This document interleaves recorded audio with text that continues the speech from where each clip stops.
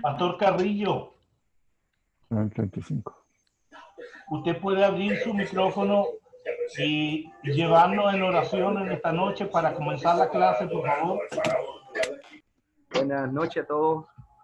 Vamos a elevar una oración entonces en nombre del Señor, tal como dice mi pastor Héctor, para dar inicio. Señor, honramos tu nombre una vez más, Señor. Te agradecemos por la vida, por la salud que tú nos das. Te agradecemos por este enorme privilegio que tenemos, Señor, de usar estos medios, Padre Celestial, para escuchar tu palabra, para aprender de ti, Señor, para instruirnos todos los días. Necesitamos mucho de ti, Señor. Por lo tanto, te pido, Señor, una bendición muy especial para cada uno de los siervos tuyos, de tus hijos, que vamos a participar de este estudio, y en forma muy especial, Señor, por quien nos va a dar el estudio de tu gloriosa palabra. Bendiga a mi pastor Héctor, Amén.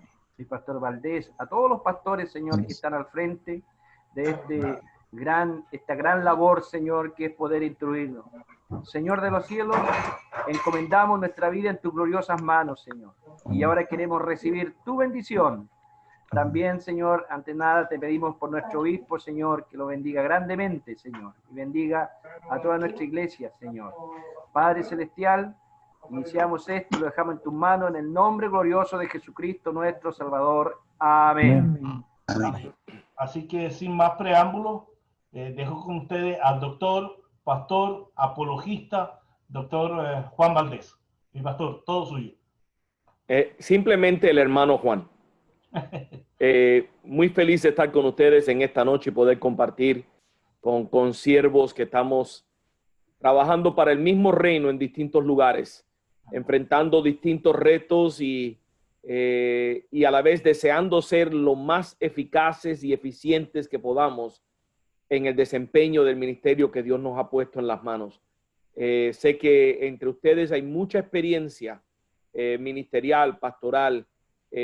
Han aprendido mucho que no se puede aprender en un aula, que se aprende en la vida, que se aprende en la experiencia, que se aprende en el ministerio. Entonces yo no pretendo estar delante de ustedes como en ningún tipo de, montado en ningún tipo de caballo. Estoy con los pies en tierra igual que ustedes. Lo único que Dios me ha concedido el privilegio de poder estudiar muy a fondo algunos de los temas que voy a compartir con ustedes.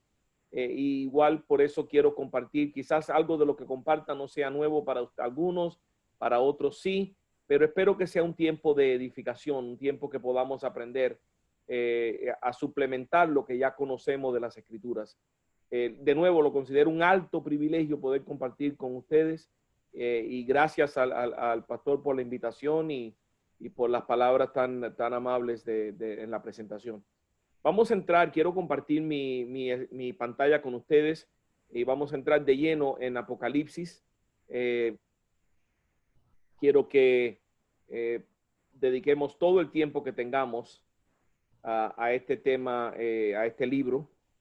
Entonces, voy a comenzar leyéndoles un versículo bíblico que es el primer versículo del libro de Apocalipsis, que yo creo que nos da un enfoque en cómo nosotros podemos enfrentar estos temas.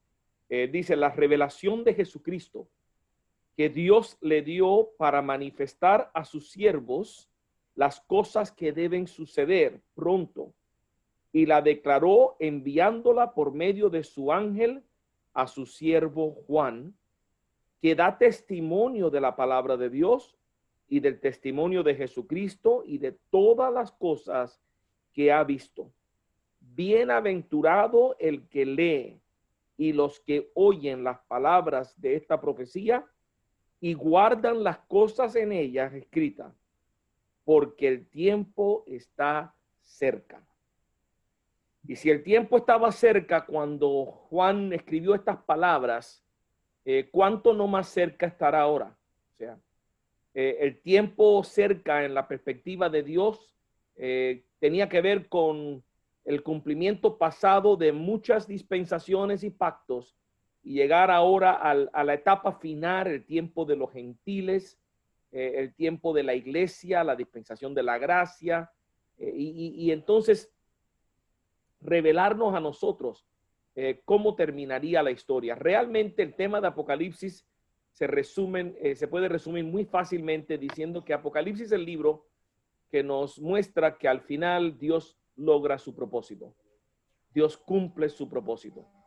Si ustedes se dan cuenta, a vista general, Apocalipsis es el tipo de libro, o sea, Apocalipsis 21 y 22, ¿cómo terminan? Los últimos 2 capítulos de la Biblia, ¿cómo terminan? Terminan con un cielo nuevo y una tierra nueva. Un paraíso, un lugar perfecto donde no hay muerte, no hay dolor, no hay tristeza, no hay tribulación. Un lugar ideal para la eternidad. Y no es casualidad que ahí terminan las escrituras. ¿Cuáles son los primeros 2 capítulos de la Biblia? En Génesis capítulo 1. Son 2 capítulos que tienen que ver con una creación perfecta. Cielo perfecto, creación perfecta. No había muerte, no había dolor, no había tristeza. Todo era perfecto. Entonces, entre Génesis 1 y 2 y Apocalipsis 21 y 22, que son, digamos, los 2 panes de la hamburguesa, el comienzo y el final, tenemos toda la historia de la redención del hombre. Entonces, que es un tema que todos conocemos y predicamos. La caída del hombre, por qué cayó, las consecuencias de esa caída, el trato de Dios con su pueblo en el Antiguo Testamento, la venida de Cristo para redimir al hombre, su obra, su vida, su obra, su muerte en la cruz, su resurrección, el establecimiento de la iglesia y todas las cartas que se escriben para que la iglesia sepa cómo conducirse hasta que Cristo regrese. El libro de Apocalipsis es único en todo ese panorama.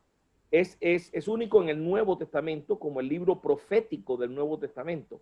En el Antiguo Testamento hubieron muchos profetas y hay libros con lenguaje apocalíptico como Ezequiel y Daniel y otros libros, pero en el Nuevo Testamento el único libro realmente profético es el libro de Apocalipsis.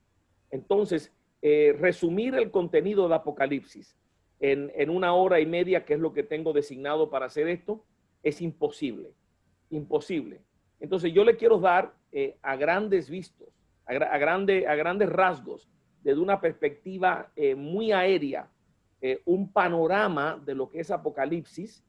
Y antes de hacer eso, quiero compartir con ustedes un poquito de cómo los últimos tiempos se van desarrollando. Pensemos en los eventos que van a acontecer como piezas de un rompecabezas. Dios tiene un plan. El plan perfecto de Dios se va a desarrollar tal cual Dios lo ha diseñado.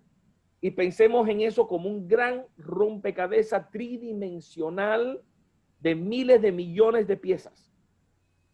Pero cada una va puesta en su lugar. Y ya gran parte del rompecabezas Dios lo ha terminado. Queda poco. Entonces, entender qué pasará cuando es entender qué pieza va conectada con qué otra pieza y cómo juntas van aclarando la imagen de lo que es ese cuadro completo que es el plan de Dios. Por eso realmente entender los tiempos finales es entender dónde va cada pieza del rompecabezas que es los tiempos finales que Dios ha establecido. Quiero que entendamos que Dios tiene un plan.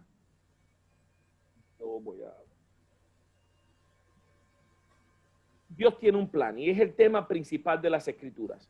La profecía es el plan de Dios revelado y una quinta parte de las escrituras es profética. De los 66 libros que tenemos y 39,000 y tantos versículos, una quinta parte es profética.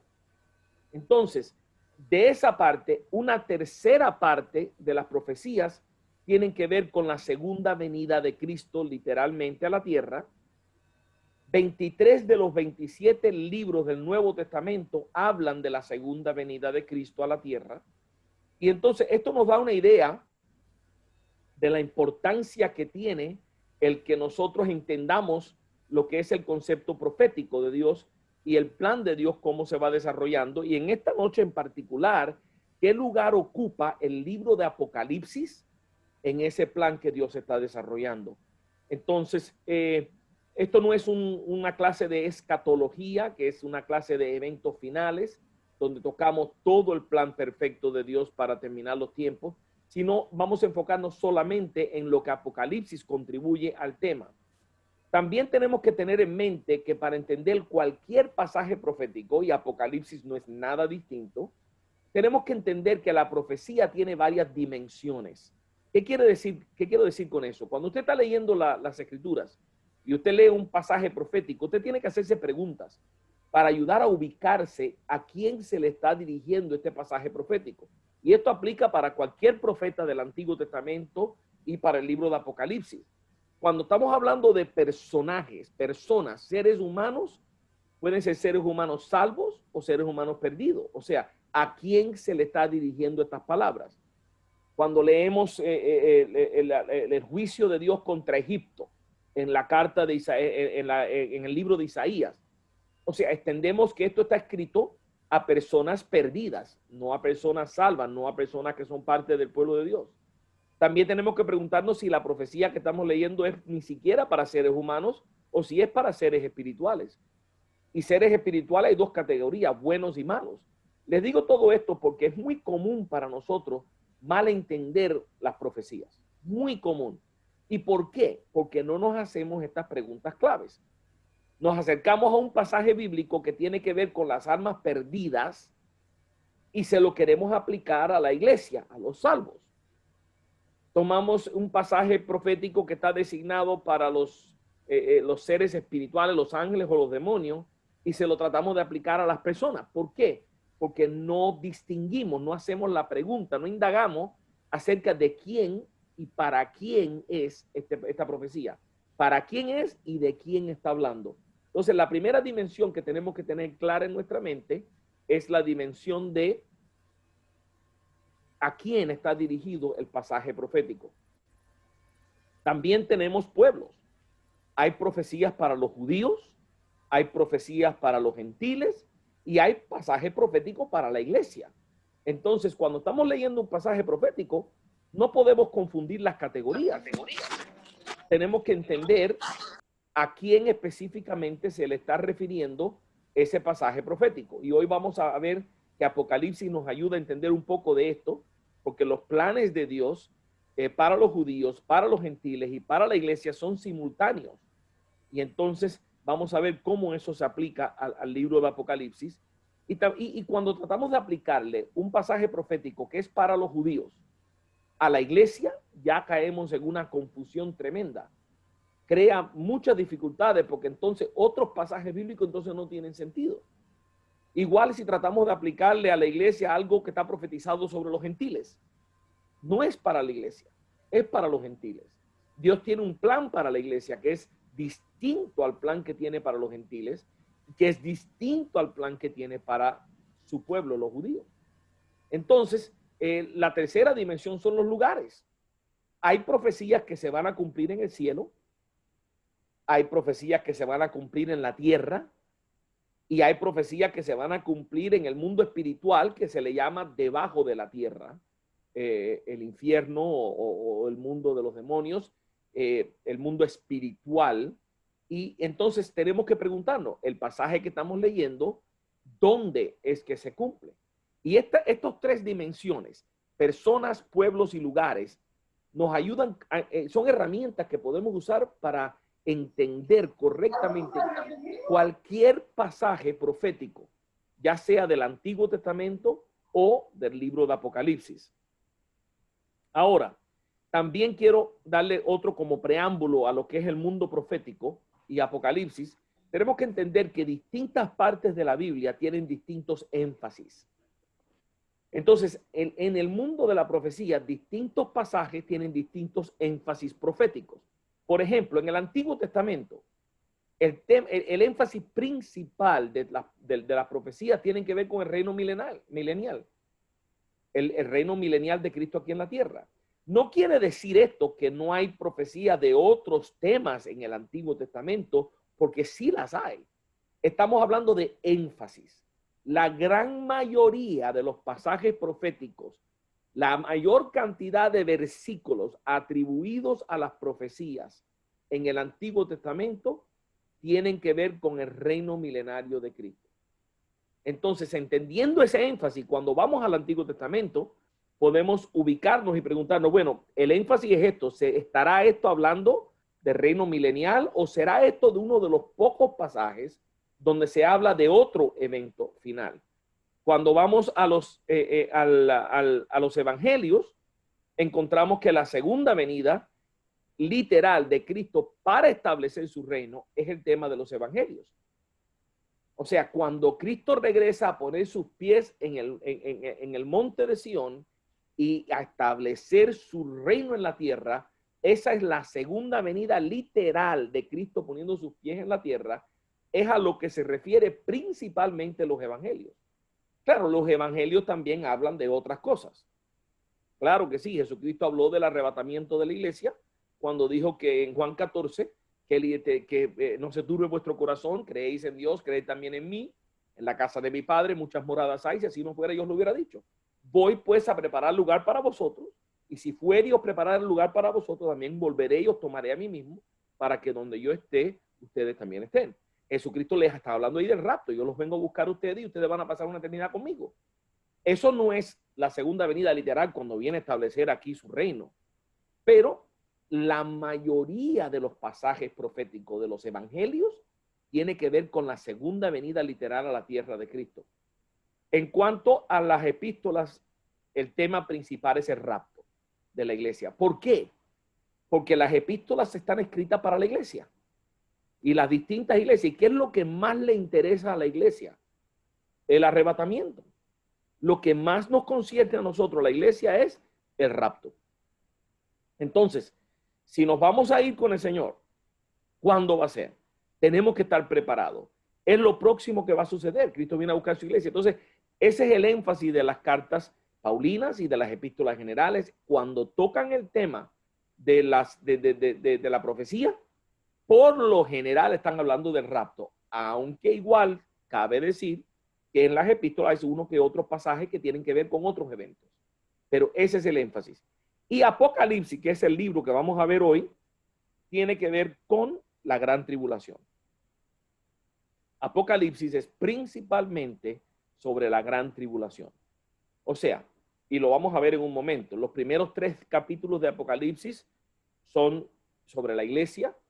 Los últimos 3 o 4 capítulos, 3 capítulos, tienen que ver con otra cosa. Pero del 4 al 19, todos esos capítulos tienen que ver con la gran tribulación. Ese es el énfasis. Los 7 años de la gran tribulación aquí en la tierra, ese es el tema principal de Apocalipsis. Aunque en el capítulo 20 incluye el milenio, incluye varias guerras, y incluye el juicio del gran trono blanco y otros eventos, pero del 4 al 19 es la mayor parte del libro. El énfasis es la gran tribulación. Entonces, los eventos principales, finales, cuando hablamos de eventos finales, los creyentes reconocen estos eventos como parte del plan de Dios. Aunque hay mucho desacuerdo sobre la naturaleza y el tiempo de estos eventos, aún en el mundo evangélico, los eventos sí se reconocen. Reconocemos que hay una primera venida. No podemos hablar de una segunda venida si no hubo una primera venida. La celebramos todos los años en la Navidad. Creemos en un rapto como parte del plan de Dios. Algunos creyentes discrepan en cuanto a cuándo va a ser el rapto, si va a ser antes, durante o después de la tribulación. Yo favorezco la postura de antes de la tribulación y se las voy a explicar por qué. Pero en el mundo evangélico yo tengo amigos que están en desacuerdo conmigo en este tema, pero de que va a haber un arrebatamiento todos estamos de acuerdo, por lo general. La gran tribulación, eso es importante y es algo que reconocemos. Entendemos que va a haber un anticristo y que él va a establecer un reino. Entendemos que va a haber una segunda venida literal de Cristo cuando él llegue y establezca lo que los ángeles dijeron. Cuando los ángeles dijeron a los discípulos, así mismo como ustedes le vieron ir, así mismo descenderá y pondrá sus pies sobre la tierra, sobre el monte de Sión. Así que esa es la segunda venida. Hay un reino milenario. O sea, que es bastante obvio en las escrituras y explícitamente expresado. Está el juicio del gran trono blanco. Está la creación nueva de cielos nuevos y tierra nueva. Todo esto son eventos. Hay solo 3 maneras de organizar todos estos eventos en una línea de tiempo, de acuerdo a la evidencia bíblica. Hay una manera de hacerlo que se llama amilenialismo, otra que se llama postmilenialismo y una que se llama premilenialismo. Y todo tiene que ver con cuándo va a ser el milenio, si va a haber un milenio, el rapto y todas esas cosas. Entonces, estas son palabras grandes, pero es el nombre que se le da a esas escuelas de pensamiento con relación a estos eventos. Quiero por eso de la manera más simple posible para que usted vea que no son tan difíciles de entender, y a la vez quiero resaltarle por qué nosotros creemos en un rapto premilenial y que sí va a haber un reino milenario. Entonces, vamos a entrar directamente a esos gráficos. Apocalipsis se puede interpretar de varias maneras.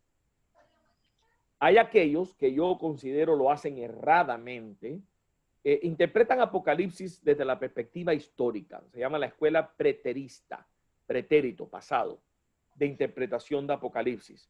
Para ellos, los primeros 20 capítulos de Apocalipsis ya sucedieron.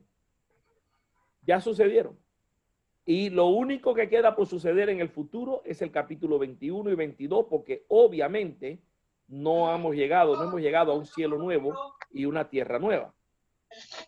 Entonces ellos buscan a través de toda la historia eventos grandes y entonces tratan de sincronizar los capítulos de Apocalipsis, los sellos, las trompetas, las copas, con eventos históricos. Y no es una escuela muy creciente, es más, ha menguado mucho en estos últimos tiempos, pero siempre mantiene un grupo de personas que piensan que es la manera que debemos interpretar Apocalipsis. Como ya les dije, considero que es una manera errada de verlo. Esa es la escuela preterista, ya todo pasó. La segunda escuela es la escuela histórica de interpretación, que es parecida a la escuela pretérita, la versión pretérica de verlo, pero con la diferencia que ha sido un proceso paulatino y muy lento. Estamos en la era de la iglesia, sí. Los primeros 3 capítulos están en el pasado, pero del 4 al 18 lo estamos viviendo ahora en el presente. Ya no pasó todo, sino ahora es que lo estamos viviendo. Estamos en el medio del libro de Apocalipsis, o quizás hacia el final. El ángel fuerte de la Reforma, Lutero, lo comparan con el capítulo 10 de Apocalipsis, y así sucesivamente van buscando paralelos históricos, y estamos viviendo en esos tiempos. Y lo que queda para suceder en el futuro es del 18 al 22. El 18 será lo último que vamos a vivir en esta tierra, antes que se cumpla cielo nuevo y tierra nueva y todo lo demás. También considero que es una interpretación errada por muchas razones. Primero, o sea, la Biblia habla de la muerte durante la gran tribulación de 2/3 partes del planeta. ¿En qué momento del primer siglo al siglo XXI ha habido catástrofes que resulten en 2/3 partes del planeta muriendo? Eso no ha sucedido. Eso no es algo que se puede esconder. Eso no es un evento histórico mínimo que no aparece en los libros de la historia. Entonces, por muchas razones, entendemos que lo que realmente narra Apocalipsis no ha acontecido del 4 en adelante todavía. La escuela de interpretación que yo favorezco, que es la más ortodoxa, que es la que la mayoría del pueblo cristiano acepta, es la escuela futurista. Hay 2 escuelas futuristas. La primera es esta, y es que los primeros 3 capítulos de Apocalipsis son historia, no son proféticos. Fueron iglesias en el primer siglo y representan esas 7 iglesias de Apocalipsis, representan las características de toda la iglesia universal, de todo lo que es el cuerpo de Cristo en todas partes.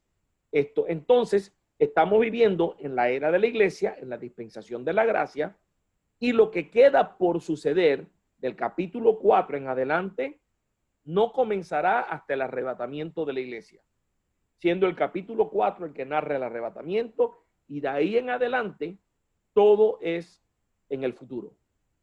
Por eso pensamos que estamos llegando a los eventos finales, porque lo que dice que va a suceder en Apocalipsis está por acontecer. Esa es la perspectiva más popular en el pueblo de Cristo, la más común y la que considero que es la más bíblica y la más fácil de defender bíblicamente también. Ahora, hay una variación de esta manera de ver Apocalipsis, y esta variación, le diríamos escuela futurista B, es idéntica en el sentido que del capítulo 4 en adelante todavía está en el futuro. El capítulo 4 en adelante todavía está en el futuro.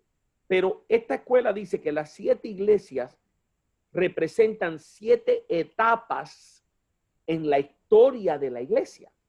Es muy interesante, porque ellos postulan que Éfeso, la iglesia del primer amor, representó el primer periodo de la iglesia.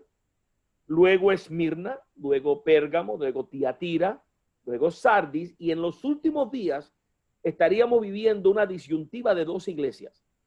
Filadelfia, una iglesia misionera, y la Odisea, una iglesia apóstata. Sería la característica del último periodo de los tiempos de la iglesia. Ahora, no hay una base bíblica para interpretar esto de esa manera, pero tampoco hay una base bíblica para negarlo. Es simplemente especulación.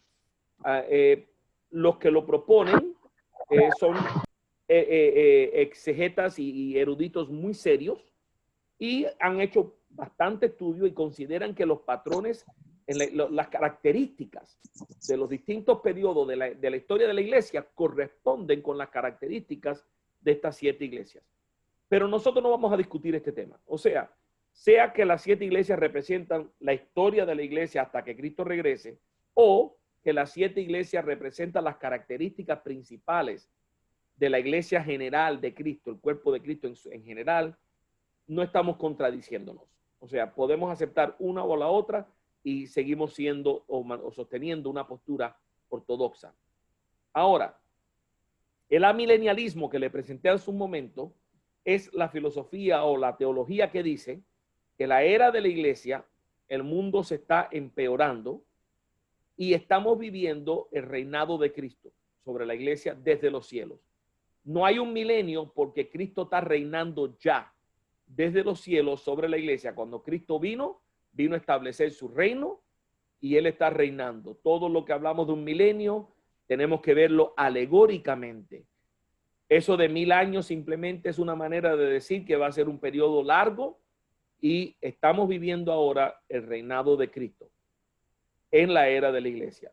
En el futuro va a haber un rapto, pero el rapto y la segunda venida y el gran trono blanco, todo va a acontecer al mismo tiempo. O sea, todo va a acontecer al mismo tiempo. Y luego viene cielo nuevo y tierra nueva.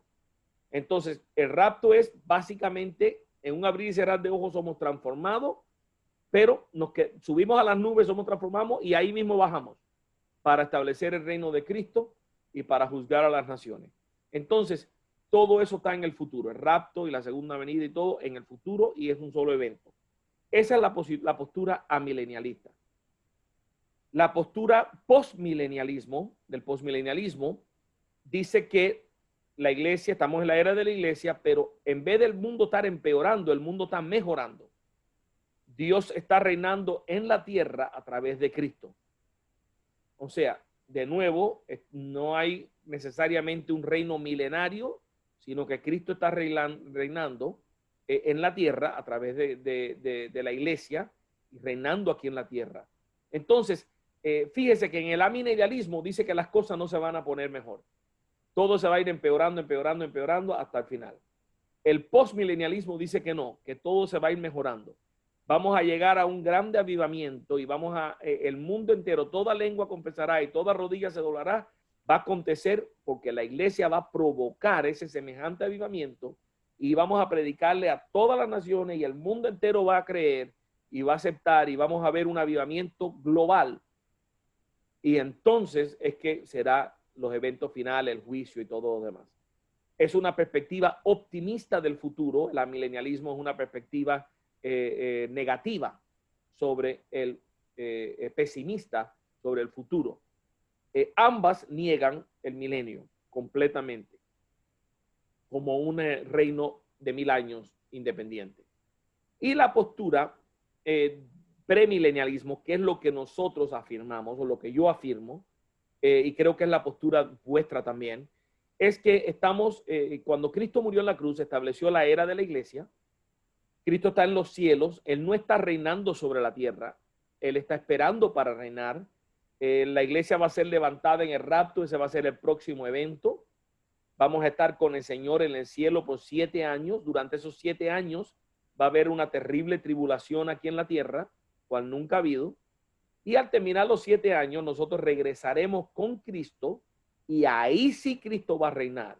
Ya ahí nos regresa como el Cordero Pascual, Cordero del Matadero, sino ya regresa como el león de la tribu de Judá a reinar.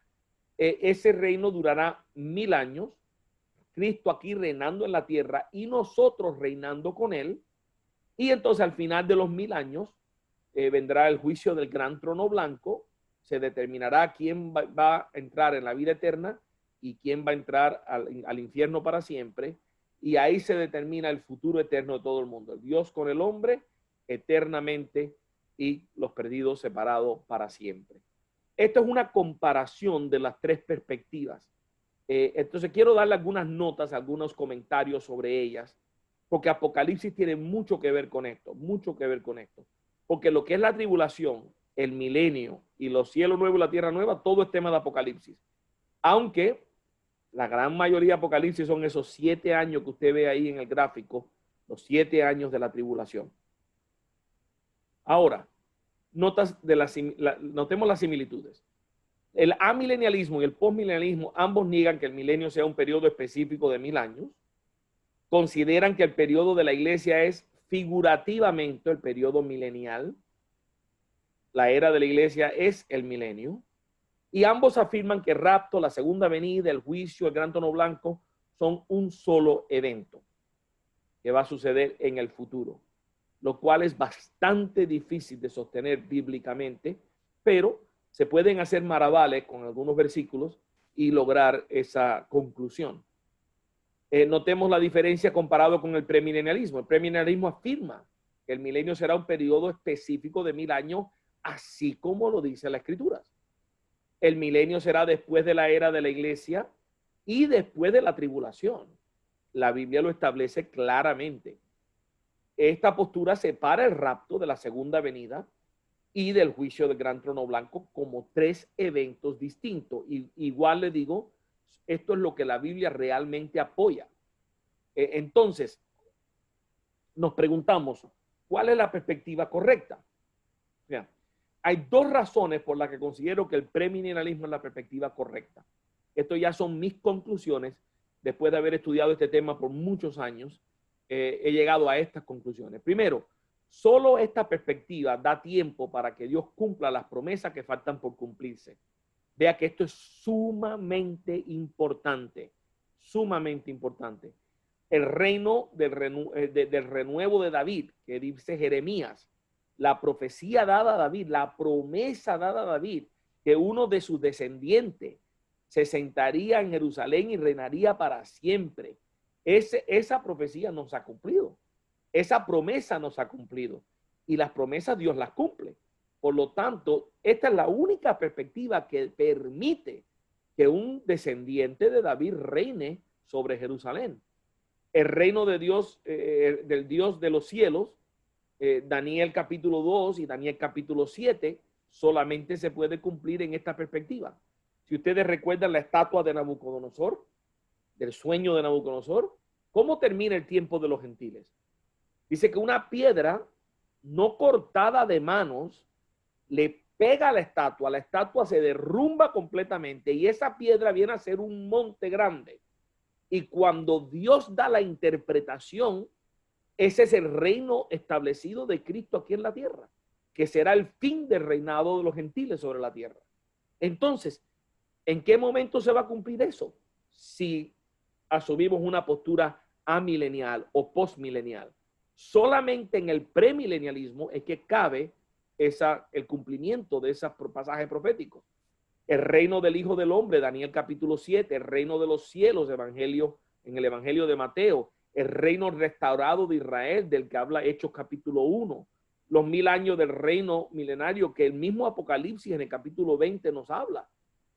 Isaías 19, Isaías 65, el Salmo 2, Apocalipsis 20, todos estos pasajes muestran que el reino milenario tiene que suceder antes de la eternidad, porque incluirá personas pecadoras que nacerán, reproducirán y morirán. Si ustedes recuerdan, yo les dije al principio que uno de los errores comunes que cometemos al interpretar las escrituras es que tomamos e ignoramos los factores claves, las dimensiones de la profecía. Y esto es un ejemplo de ello. Cuando la Biblia habla del reino milenario, está hablando de un periodo de 1000 años. ¿Y cómo describe Isaías y cómo describen los profetas ese periodo de 1000 años? Va a ser un tiempo de paz, un tiempo de paz en el reino animal. Los niños se van a poder jugar con los leones, o sea, va a haber paz en todo el sentido de la palabra. Va a haber, esto va a ser un paraíso. O sea, las armas se van a derretir y se van a convertir en instrumentos de agricultura. Los desiertos van a reverdecer. Usted pone a leerse todas esas características y ¿qué te dice? Que esta tierra va a ser remodelada y va a ser un paraíso durante esos 1000 años. Ahora, cuando los testigos de Jehová leen esto, ¿qué asumen ellos?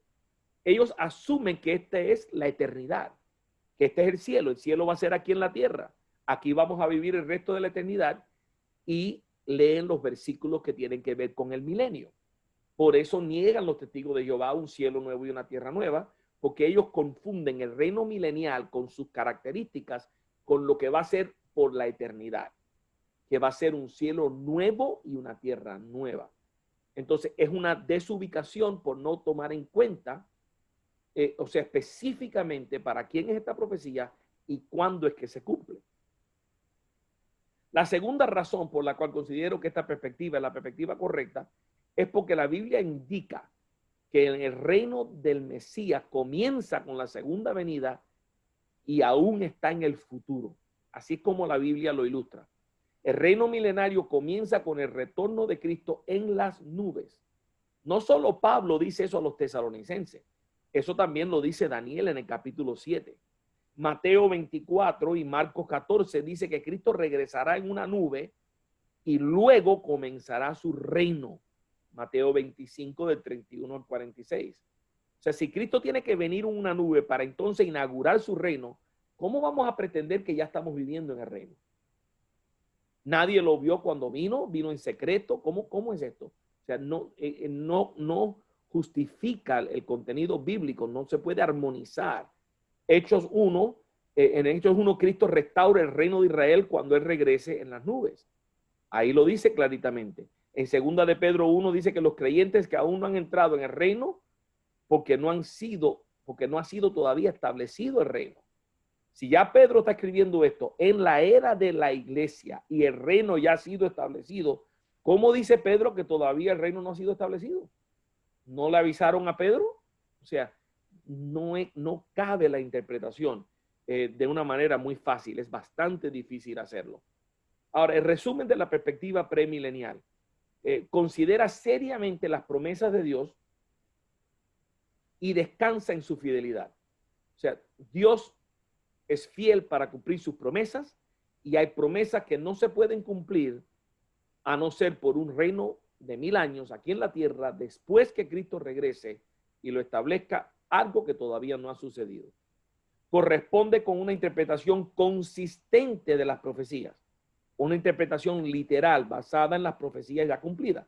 Algunos argumentan, pero pastor, ¿cómo sabemos si la profecía se interpreta alegóricamente o literalmente? Porque obviamente hay mucho simbolismo y muchas figuras retóricas en el libro de Apocalipsis. ¿Cómo sabemos cómo interpretarlo? Y ahí es donde tenemos, mire, la palabra de Dios es preciosa, mi hermano. Y ahí es donde usted descubre que si ya tenemos 2/3 partes de las profecías bíblicas ya se han cumplido, literalmente ya se han cumplido, especialmente todas aquellas que tienen que ver con la primera venida de Cristo. Si entendemos cómo fueron esas profecías interpretadas y cómo se cumplieron, ahí tenemos la llave para entender cómo interpretar cualquier pasaje. Y todas las profecías de Jesucristo, de su primera venida, se tuvieron que interpretar literalmente. Dice el Antiguo Testamento, dijeron los profetas que iba a tener sed y le iban a dar vinagre. Eso no era simbólico, eso no era alegórico. Tuvo sed y le dieron vinagre en la cruz. Iban a nacer en tal lugar, allí nació. Lo iban a traicionar por tantas piezas lo traicionaron. Todo va correspondiendo entre lo que dijeron y lo que sucedieron. Iban a ser de una virgen. ¿Qué pasaje más clásico para decir, bueno, eso tiene que ser alegórico porque las virgen no dan a luz? Pero ¿cómo nació Jesús? De una virgen. Entonces, todas las profecías se cumplen en un sentido literal, sin obviar que hay lenguaje retórico. Obviamente, se usan metáforas y símiles y alegorías, pero la interpretación es la que el autor quiere comunicar y la comunica como literalmente.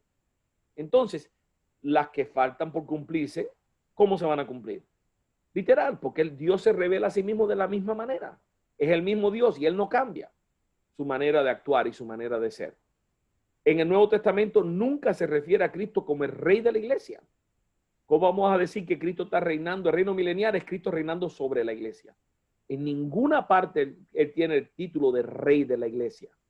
Los judíos y los cristianos primitivos creían en un retorno de Cristo premilenial. Todos se quedaron esperando que un día Cristo regresaría para establecer su reino. ¿Cuál es la última pregunta que los discípulos le hacen a Cristo cuando va a ascender?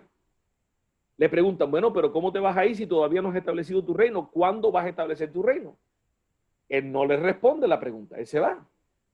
¿Pero qué le dice el ángel? No se preocupen, que él regresa y pondrá sus pies sobre este monte.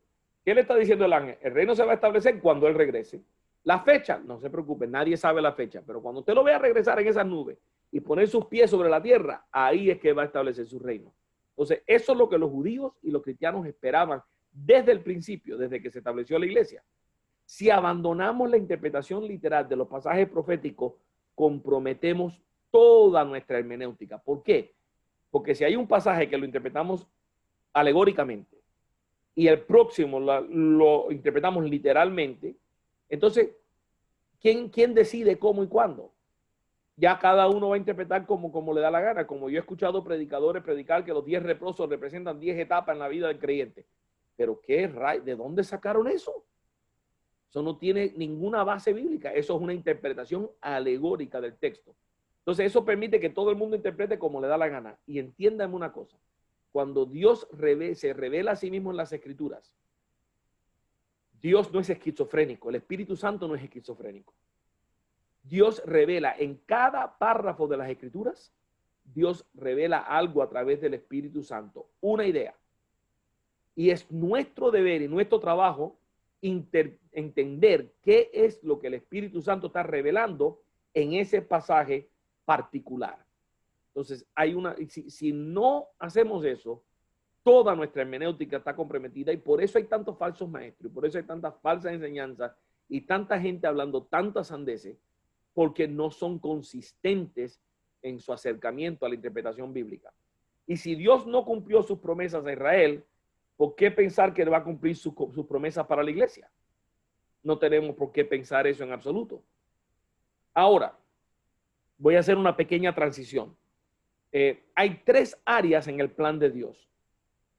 Dios tiene un plan para Israel, Dios tiene un plan para las naciones, los gentiles, y Dios tiene un plan para la iglesia. Y cada uno se revela en distintas porciones bíblicas. El plan de Dios para Israel está revelado principalmente en Daniel capítulo 9, donde se habla de las 70 semanas que están determinadas sobre Israel, que la vamos a ver un poquitico más en un momentico, en lo que concierne Apocalipsis, porque Apocalipsis del 4 al 19 tiene que ver exactamente con la última semana, la gran tribulación. Vea, si usted ve ese gráfico de arriba, de la primera semana a la semana 69 se cumplieron todo desde que comenzó el plan a desarrollarse hasta que Cristo murió en la cruz. Y así lo dice Daniel, la muerte del Mesías se cumplió 62 y 7 semanas, 69 semanas, que de paso la matemática es perfecta. 69 semanas de 7 años son 483 años y eso es el tiempo que transcurrió en todo ese periodo. La última semana de las 70, que es otro periodo de 7 años, no ha comenzado todavía porque te dice Daniel que hay un paréntesis. Y después de ese paréntesis vuelve a comenzar el plan con Israel. Ahora, en ese paréntesis es que entra la iglesia.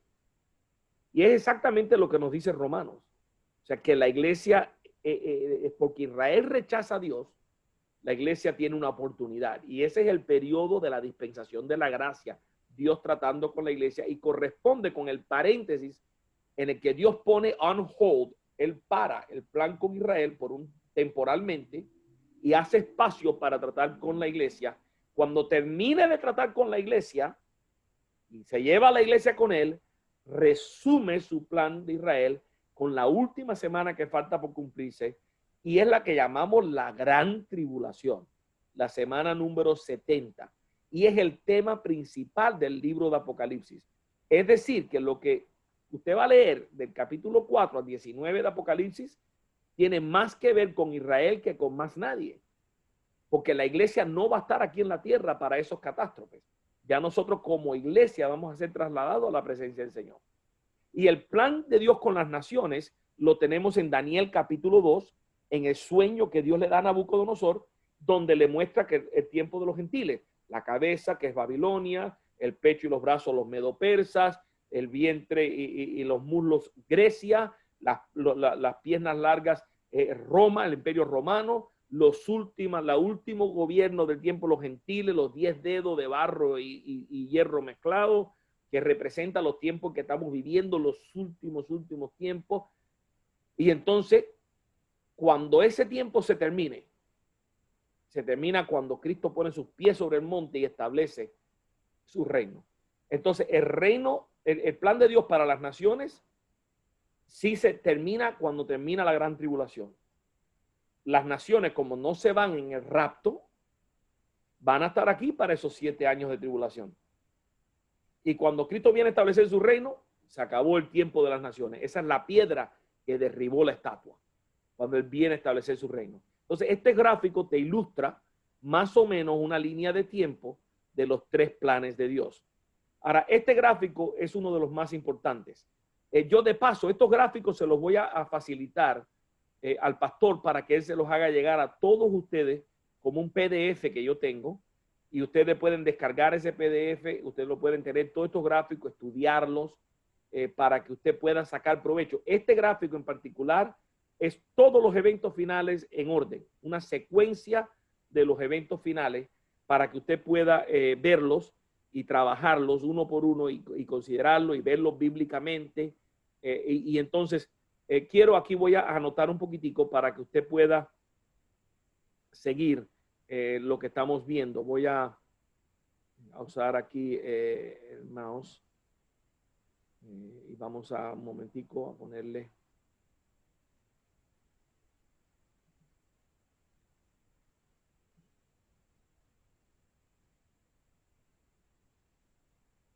Un segundito acá.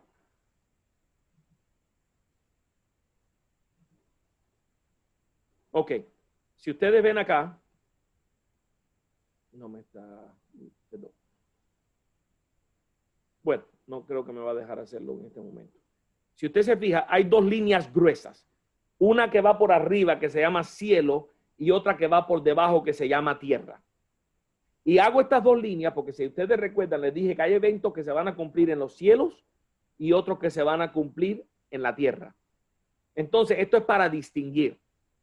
Entonces, vamos a empezar en la tierra, que es donde vivimos nosotros. ¿Qué es lo primero que vemos en la línea de tiempo en la tierra? La primera venida de Cristo. Cristo vino, su primera venida. Ahí está clarito. Entonces, las profecías de la primera venida nos dan la llave para interpretar las demás profecías. Recuerde eso. Cristo asciende, comienza el periodo de la iglesia, la dispensación de la gracia, o como usted le quiera llamar ese periodo de la iglesia. Y entonces lo próximo que va a acontecer aquí en la tierra va a ser la gran tribulación. Pero antes que acontezca la gran tribulación viene lo que llamamos el rapto o el arrebatamiento de la iglesia.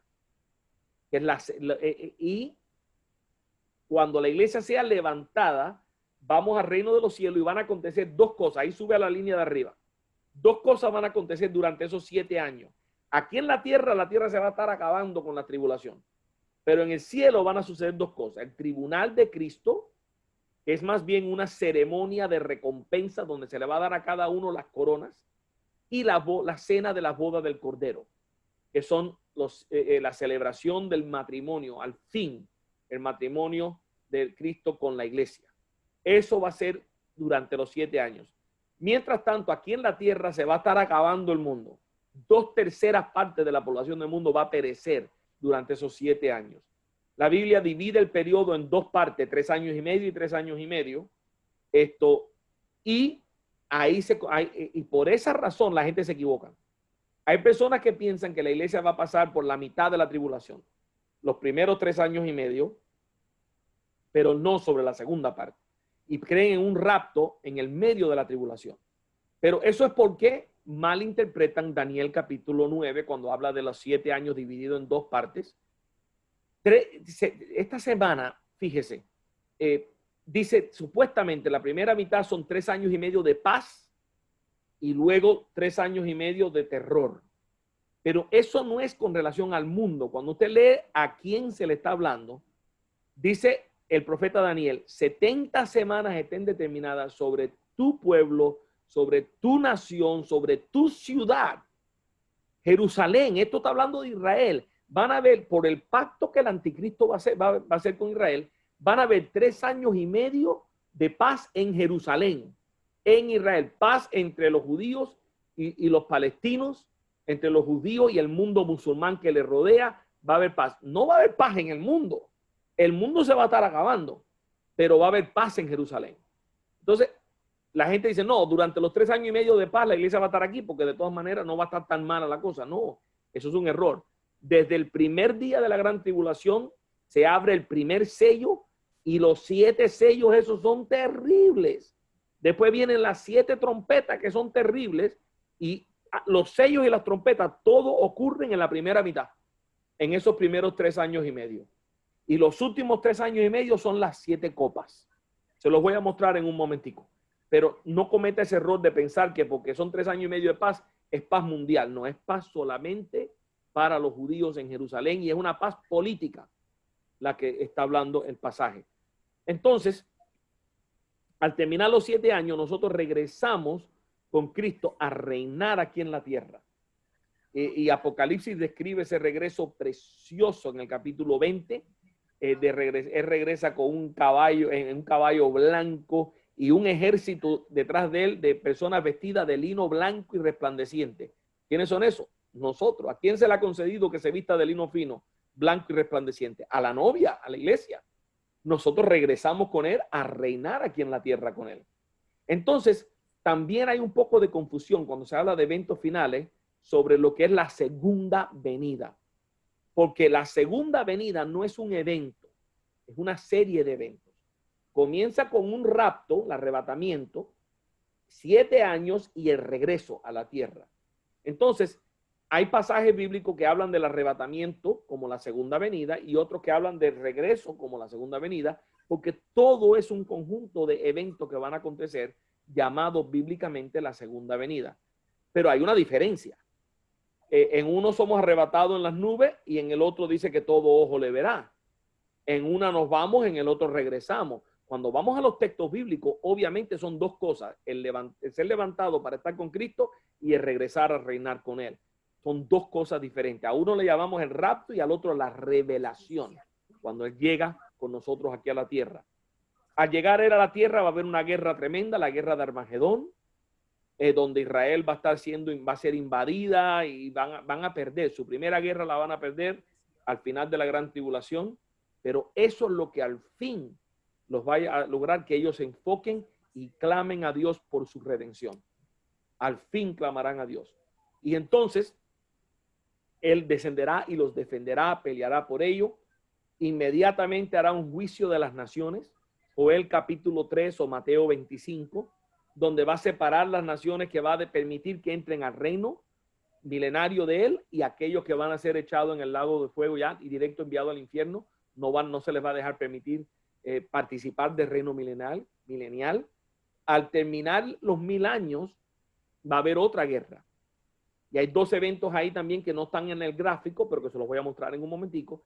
Y es que cuando primero Jesús desciende y va a establecer su reino, ata al diablo y lo ata por 1000 años.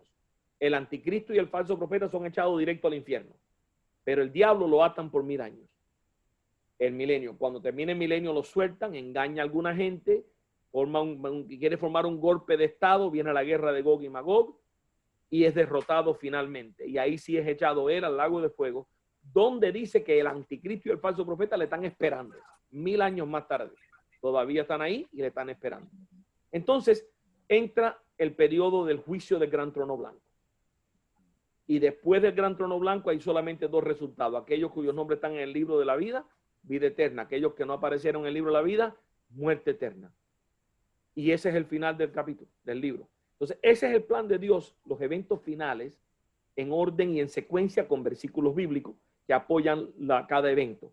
Este gráfico, obviamente, ustedes lo tienen que estudiar, meditar en él, buscar los versículos y trabajarlo, porque esto yo se los digo en 5 minutos, pero aquí hay 20 o 30 horas de estudio para uno poder procesar todos estos eventos y el orden. Pero te da una idea, un mapa para ayudarte a navegar estos eventos complejos. Entonces,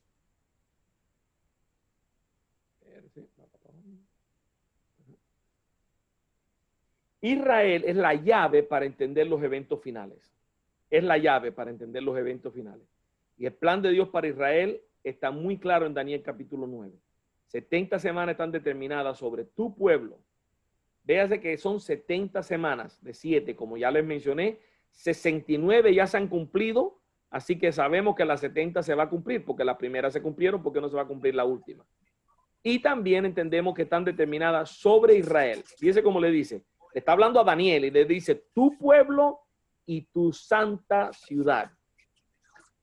Y ahora, cuando Dios termine estas 70 semanas, ¿qué es lo que habrá logrado? ¿Qué es lo que habrá logrado? ¿Qué dice el pasaje? Habrá logrado terminar con la prevaricación, ponerle fin al pecado, expiar la iniquidad y traer justicia perdurable y sellar la visión y la profecía y ungir al santo de los santos como rey. O sea, entonces, al terminar la semana 70, es que Dios establece su reino milenial y acaba con todo lo que ha hecho. Entonces, el plan continúa y le da toda esa lista que yo le acabo de dar. Este es el plan en detalle, no lo voy a discutir, pero el gráfico se lo voy a mandar a través del pastor para que lo tengan. Ahí ya están los detalles más detalles, las fechas exactas en que comenzó, terminó, la duración, la muerte del Mesías y la etapa final, que es la que nos corresponde a nosotros con el libro de Apocalipsis, la gran tribulación, la semana 70, que es la mayor parte de Apocalipsis, del 4 al 19. Y lo último es el milenio y la eternidad, del 20 al 22. Ahora, la gran tribulación. ¿Cómo es esto de la gran tribulación? ¿Cuáles son los personajes de la gran tribulación que Apocalipsis menciona? El anticristo y el falso profeta. Entienda que la Biblia habla del anticristo como un líder político y el falso profeta como un líder religioso. El líder religioso va a tener suficiente influencia para que el mundo crea, cuando él diga que aquel es el Mesías, hablando del anticristo, el mundo lo va a creer. Entonces, la gente van a querer al anticristo por razones políticas y porque este falso profeta va a decir que ese es, y la gente lo van a creer. Yo no trato ni de especular quién es quién, porque no es para nosotros. Nosotros no vamos a estar aquí para eso.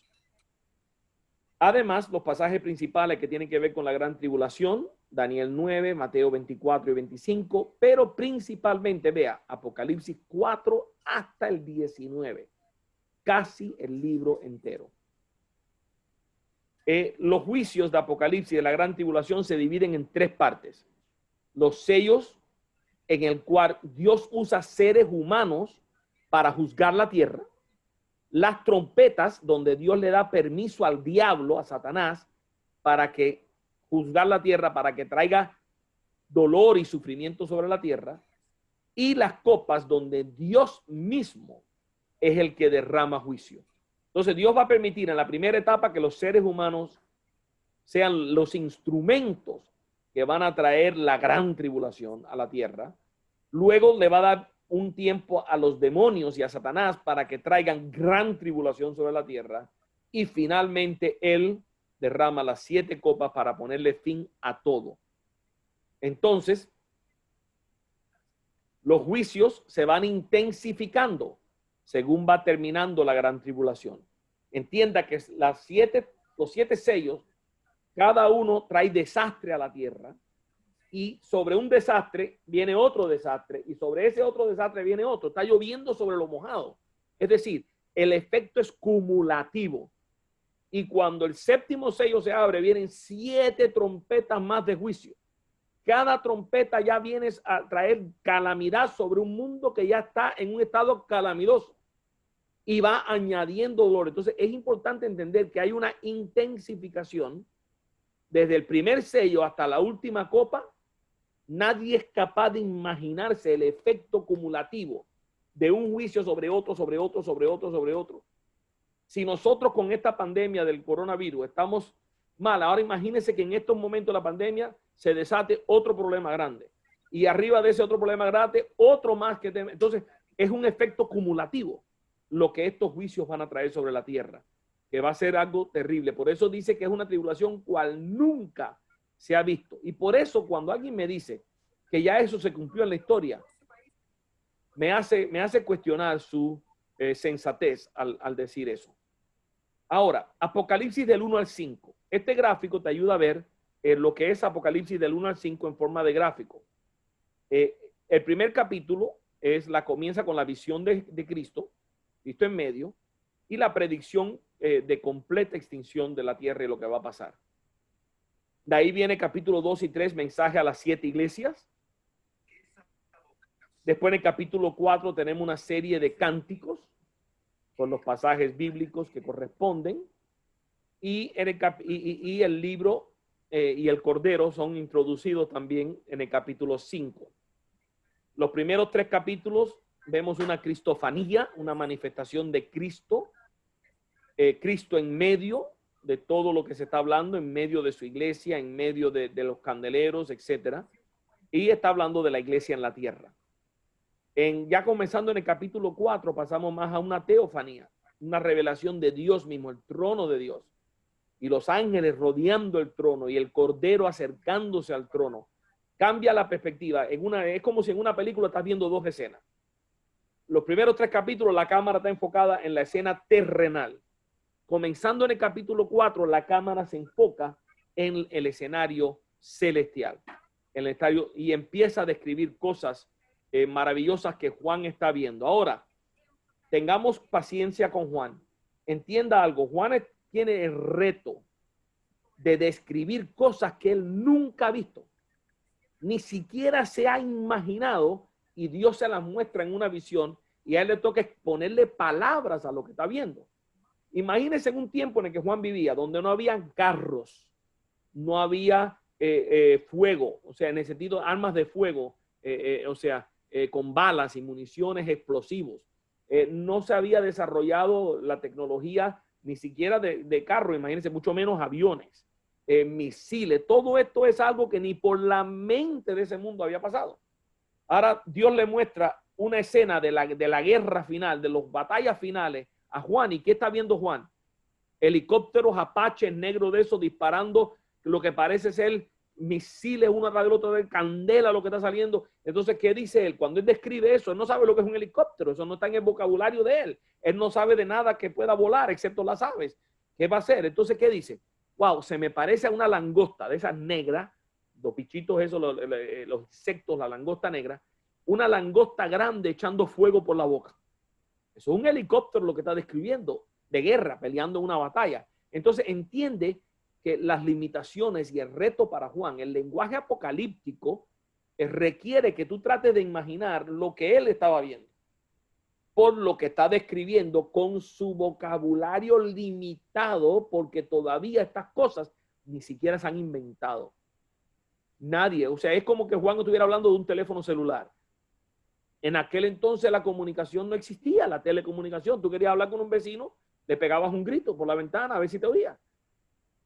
Pero Dios le permite ver a él el futuro bien lejano a él y él no sabe ni cómo describirlo. Por eso tengamos paciencia al leer cómo él describe todas estas cosas y tratemos de entenderlo de esa manera. Los capítulos del 6 al 9 de Apocalipsis ya entran en el mero de la gran tribulación. O sea, el capítulo 6 comienza a desatarse los sellos.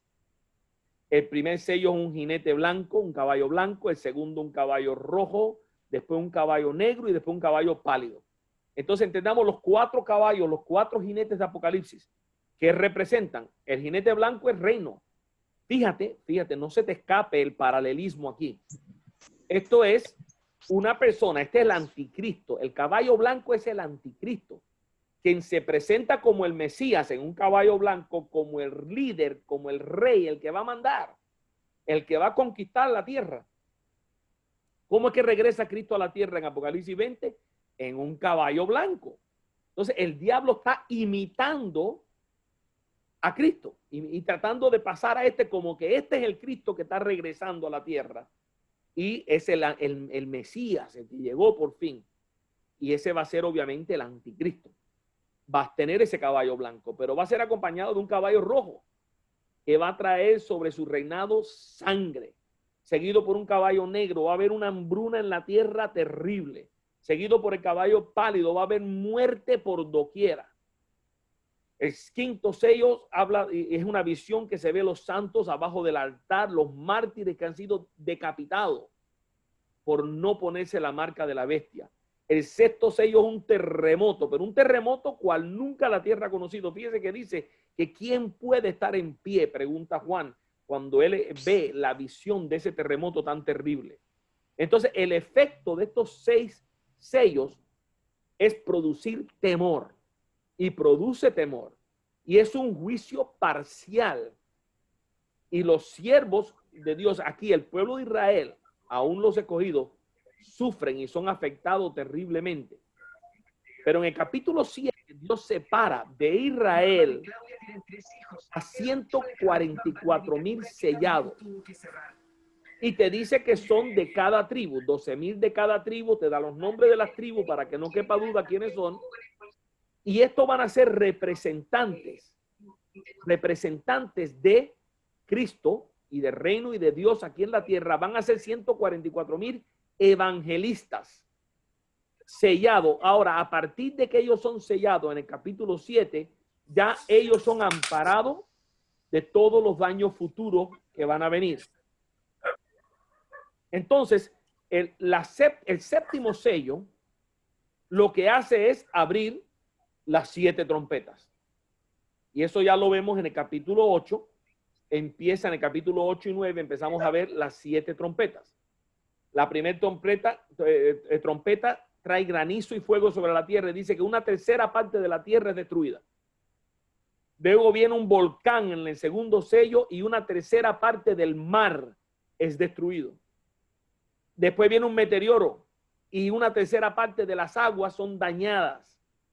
De ahí viene un eclipse y una tercera parte de la luz en la tierra desaparece.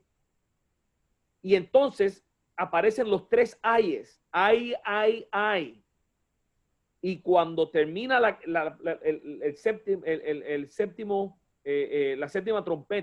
trompeta de las langostas, la quinta, perdón, de langosta que trae oscuridad y tormento a la tierra, dice que el primer ayo ha pasado. Son 3, y el primero, para que pase el primero, ya pasaron los sellos y las trompetas. ¡Wow! Imagínense los otros 2 ay que faltan todavía. ¿Qué esperanza dejan? Entonces, el sexto sello sexta trompeta, son 4 ángeles que salen a quitar vida y matan una tercera parte de los seres humanos de la tierra. Ahora, ¿cuál fue el efecto de todo, cumulativo de todo esto? 7 sellos y 7 trompetas. ¿Cuál es el efecto? No se arrepintieron. Capítulo 9, versículo 20 dice que no se arrepintió Israel, ni los seres humanos tenían ningún tipo de arrepentimiento. Y ya este juicio era más severo sobre los impíos. Entonces, el resto del libro, del 10 al 22, que ya es un gráfico bastante más complejo. De paso, voy a compartir con el pastor las diapositivas para que usted las pueda tener también y así estudiarlo más a fondo, porque yo sé que vamos rápido y van a quedar muchas preguntas y cosas que no van a quedar quizás claro, pero con las diapositivas usted va a poder procesarlo y trabajarlo. Este gráfico, por ejemplo, es un gráfico complejo, pero cubre y describe todo lo que pasa en el libro, principalmente del 10 al 22, el resto. La séptima trompeta introduce las 7 copas.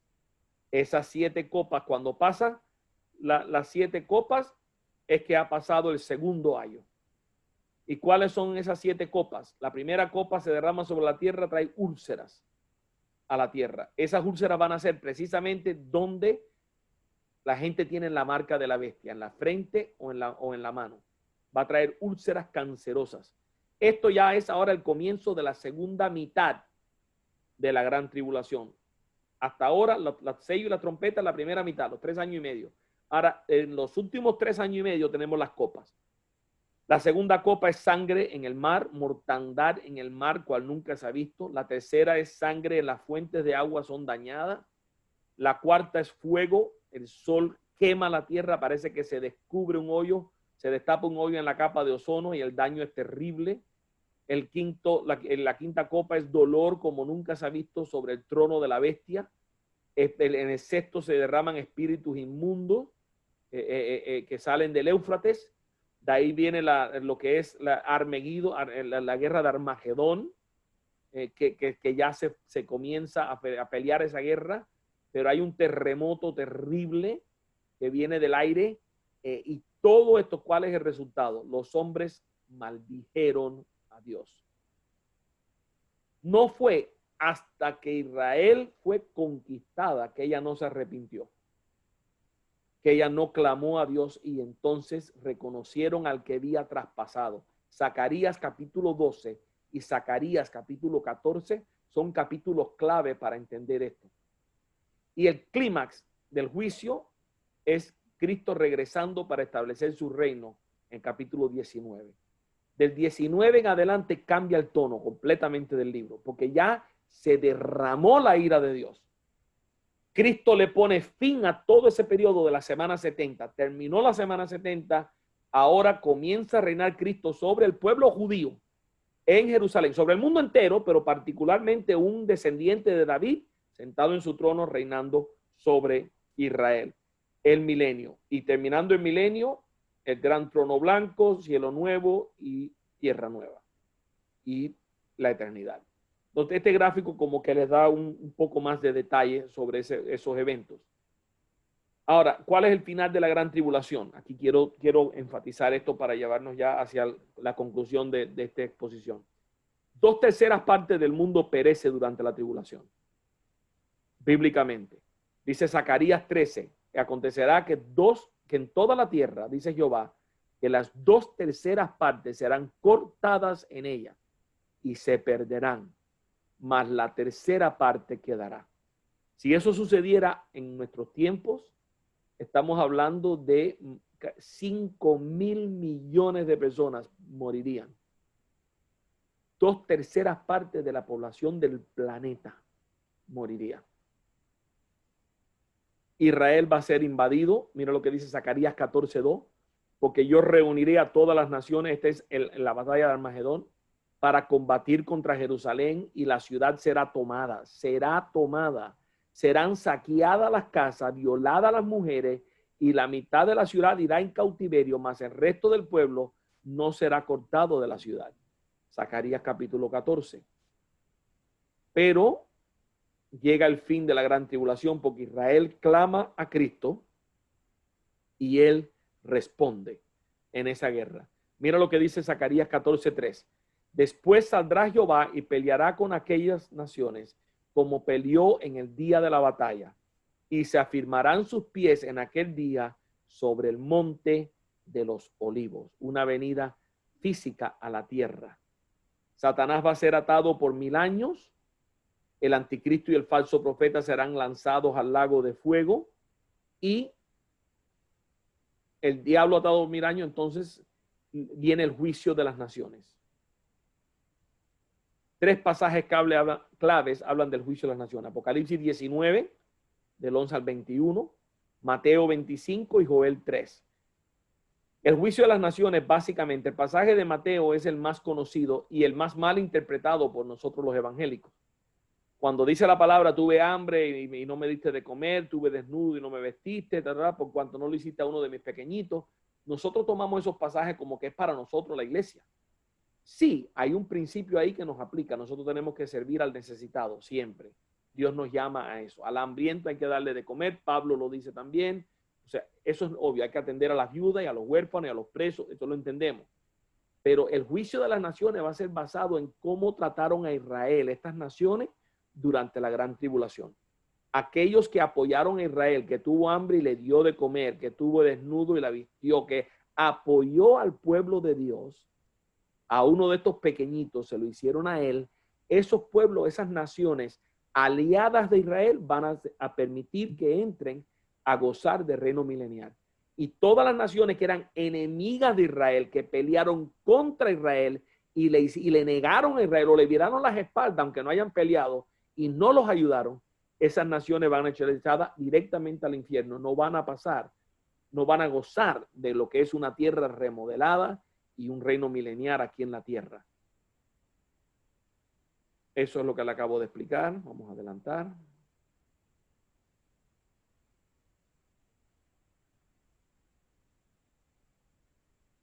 ¿Cómo será el milenio aquí en la tierra? Apocalipsis le dedica nada más que 3 versículos al milenio, 4, 5 y 6. Pero es el tema predominante del Antiguo Testamento. Cumple con las promesas de Dios a David. Reinaremos con Cristo aquí en la tierra. Usted y yo no sabemos exactamente qué vamos a hacer, pero vamos a estar reinando con Él. No sabemos qué papel desempeñaremos dentro del reino, pero estaremos reinando con Él sobre los habitantes de la tierra. Nosotros con nuestro cuerpo glorificado y ellos con sus cuerpos mortales, porque nacerán, se casarán y se morirán, y tendrán hijos y todo eso, y nosotros seremos seres ya espirituales, seres con cuerpos glorificados, reinando con Cristo. Sobre las naciones que sobrevivieron la tribulación. La tercera parte, y de la tercera parte, los que se les permitió entrar. Dice la palabra que Cristo regirá con vara de hierro, será un reino de justicia, santidad, verdad y obediencia al Rey. Habrá paz y gozo, justicia, será removida la maldición física de la tierra. Habrá prosperidad agrícola, los desiertos reverdecerán. O sea, Dios hará fuentes en los desiertos, manantiales en los desiertos. Todo esto será parte, no habrá animales carnívoros. Longevidad restaurada, la gente va a vivir mucho más tiempo porque el planeta remodelado va a ser más apropiado para una vida más larga. Una adoración unificada, la presencia de Dios estará con nosotros. Cristo reinará literalmente en Jerusalén y el mundo lo verá todos los días. Libertad de opresión, el diablo va a estar atado, no va a haber esa opresión demoníaca sobre la tierra. Va a haber enseñanza cual nunca se ha visto. No, quizás muchos de nosotros seamos maestros con nuestro cuerpo glorificado y nuestra mente glorificada. Enseñaremos a las naciones. Habrá obra misionera. Se les predicará a todas las naciones acerca de la salvación a través de Jesucristo. Un lenguaje posiblemente sea unificado. Y al final del milenio, Apocalipsis 20, del 7 al 11, nos dice lo que va a pasar al final del milenio. El diablo será suelto por un poco de tiempo y va a engañar a la gente, engañar a las naciones. Y usted dice, pero ¿cómo después de 1000 años de paz, sin guerra, sin mortandad, con todo un paraíso que es la tierra, quién se va a rebelar contra ese gobierno? Contra el gobierno perfecto de Cristo, ¿quién se va a rebelar? Bueno, es muy fácil, mi hermano. El enemigo entiende que el ser humano siempre tiene el libre albedrío. El ser humano siempre va a escoger y el enemigo los va a engañar. Les va a decir, mire, esto es tiempo de un cambio. 1000 años del mismo gobierno. Ustedes no saben lo que se están perdiendo. Es claro, y Cristo va a reinar con vara de hierro. El pecado no va a ser tolerado. Entonces el diablo va a ofrecer un mundo donde pueden pecar. y la gente van a querer la oportunidad de poder vivir en pecado, como no podían vivir en el reinado de Cristo. Entonces va a engañar a las naciones, se van a levantar en contra del reino de Cristo para darle un golpe de estado, la guerra de Gog y Magog.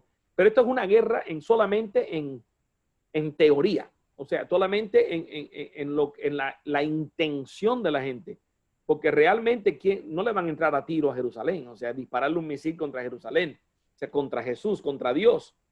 Dice la palabra que él de su boca hablará y todos caerán muertos. O sea, la guerra va a terminar así. El Señor lo que va a hacer es soplar y ¡pa! Todo el mundo muerto. Y entonces, pero él va a aplastar esa rebelión que se va a levantar contra él.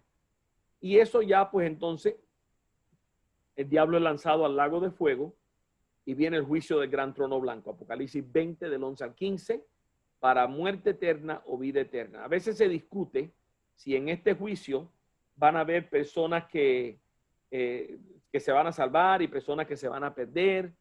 Se discute esto a veces, pero si usted lee bien el contexto, lo más probable es que todos los que comparecen aquí, que son los que no resucitaron en el rapto, porque no fueron salvos, los que no fueron permitidos entrar a reinar en el milenio porque habían sido enemigos de Dios. O sea, la mayoría de las personas aquí es un juicio para muerte eterna. Es un juicio donde Dios le dictará a cada uno el por qué no entrarán al reino de los cielos, y todo el mundo va a entender. Aquí no va a haber una discusión, nadie se va a sentir abusado, nadie se va a sentir que no hubo justicia, porque la justicia de Dios es perfecta. Pero Dios le dará el juicio para que se revele lo que van a ser salvos. Y de ahí viene Apocalipsis 21 y 22, cielo nuevo, tierra nueva, algo tan maravilloso que nosotros no podemos ni siquiera entenderlo. Eso es básicamente un resumen del libro de Apocalipsis en su contexto de lo que es los eventos finales y todo lo que va a acontecer. Yo sé que es un tema demasiado amplio para cubrir en 1 hora y media. Fíjese que no hemos leído casi ni un versículo, los primeros 3 versículos al principio. El resto ha sido gráficos y contenido para resumir. Pero para sacar un buen provecho de este material, usted tiene que poner las notas a un lado, que yo les voy a mandar a través del hermano pastor. Mañana mismo yo le paso todo eso para que él se los pase a ustedes, y abrir su Biblia, leer, comparar, mirar, ajustar, ver los versículos bíblicos, ir procesando estas ideas en su mente. Van a haber cosas que van a surgir en el libro de Apocalipsis que son un misterio que no entendemos, y hay cosas que no entendemos. Y no perdamos tiempo tratando de identificar quién es quién. ¿Quién será el anticristo? La Biblia no te dice. Entonces vamos a perder mucho tiempo especulando sobre algo que no podemos saber. ¿Quién es la mujer, la ramera? ¿Quién es esto? ¿Y qué representa Babilonia? Entonces, trata de entender lo que va a pasar y por qué va a pasar, para que veas cómo esto todo enlaza con el contenido bíblico profético del plan de Dios. Y lo que no está revelado para nosotros, no especulemos. Nosotros vamos a estar con el Señor y nosotros vamos a entender todo perfectamente cuando estemos con Él. Ahora, lo que está ahí está escrito para que entendamos que Él tiene un plan, que el plan se va a cumplir y que lo que Dios ha designado, sus propósitos, se cumplirán. Sin duda alguna que se cumplirán. Y el enemigo no le puede obstaculizar que se cumplan. Nada ni nadie puede impedir que se haga lo que Dios ha determinado que va a suceder. Y la Biblia lo comprueba. Y ya las profecías que se cumplieron son evidencia de que Dios hace lo que Él dice que Él va a hacer. Entonces, esto ha sido una pequeña introducción al libro de Apocalipsis. No sé ni siquiera cómo manejar el tema de las preguntas, porque no tenemos tiempo. Ya yo tengo que, en 4 minutos tengo que terminar, porque voy a dar otra conferencia en unos minutos a un grupo en Colombia.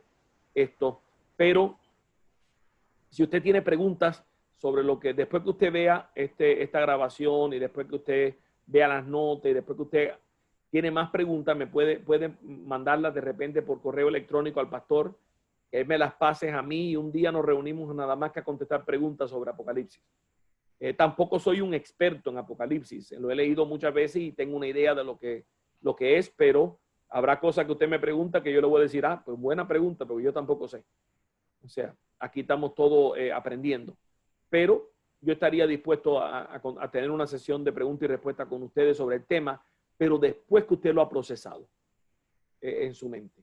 Y quizás en un futuro podemos hacer un seminario de eventos finales, donde ya con calma le metemos 4 o 5 horas, un seminario un día sábado o algo, y le damos ya ahí con pausa a todos los eventos finales, lo que está pasando ahora en el Medio Oriente, Israel, Rusia, todo lo que está pasando, las profecías bíblicas que se están cumpliendo, Irán, los persas y todo lo que está profetizado sobre Egipto y Damasco.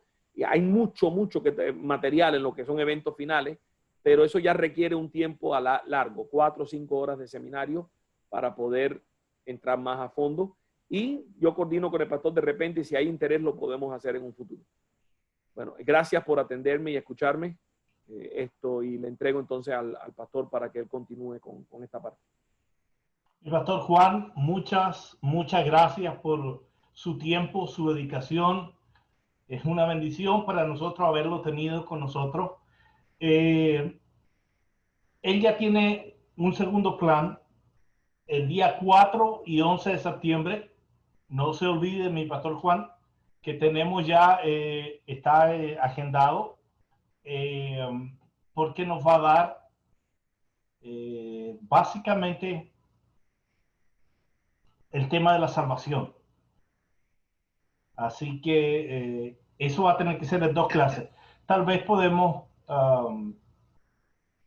usar un poco de ese tiempo, quitarle unos 10-15 minutos para responder algunas de las preguntas en esa ocasión. El 4 de septiembre y el 11 de septiembre, que son días viernes, en este mismo horario, él va a estar con nosotros. Mi pastor Juan, no sé si ustedes pueden darle un aplauso así virtual. No es necesario, pero... Y agradecer su tiempo. Y ya está invitado, lógicamente, a la conferencia.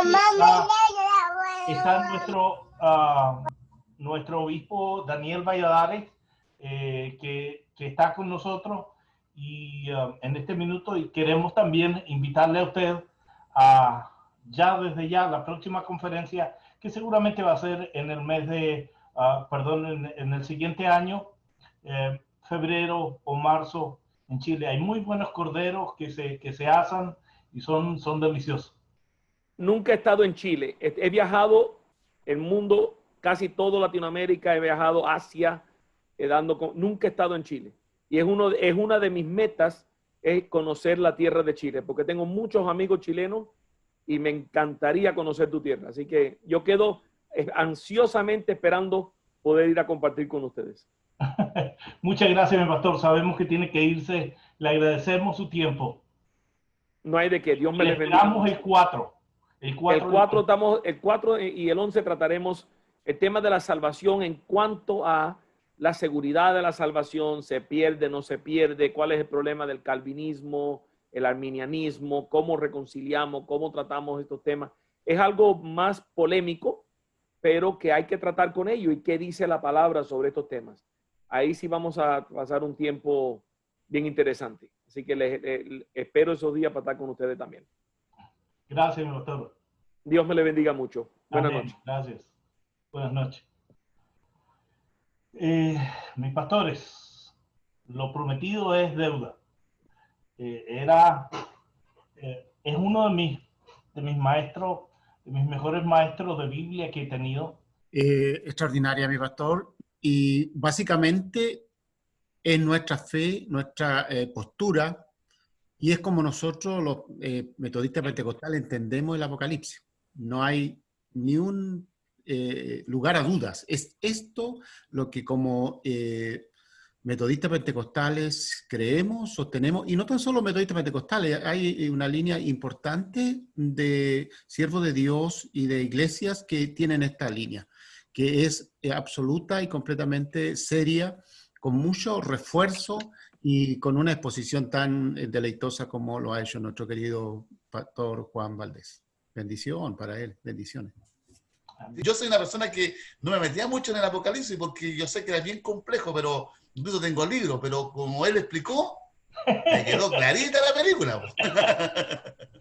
Sí, quedó muy clara, así que... Daniel. Sí. comparto plenamente. Yo pienso de que esto es lo que nos va a dar certeza, la iglesia informada, la iglesia revisando, y tal como te bien dice, él nos cita autores, cita la palabra.